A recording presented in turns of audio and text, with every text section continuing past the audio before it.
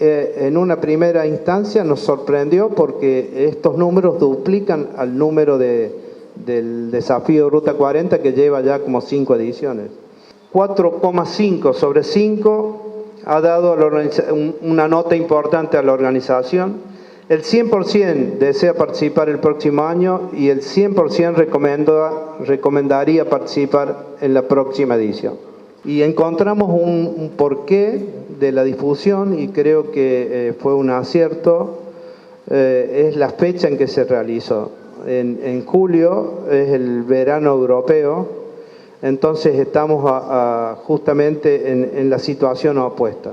Esto nos indica que hay que volver a repetir la misma fecha, no cambiarla. Cuando uno empieza a soñar en lo que fue el Dakar, nunca pensé que llegaríamos tan lejos. Entonces, entre las cosas que me cambió el Dakar está el aprender a soñar y a soñar en grande.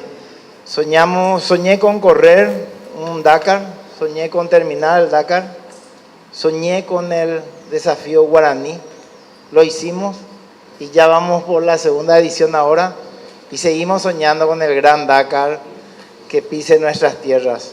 Hoy solo les puedo decir que el Chaco vamos a recorrer los 3 departamentos y en la región oriental vamos a estar en el departamento central, Ñembucú, Misiones, Itapúa, Paraguarí.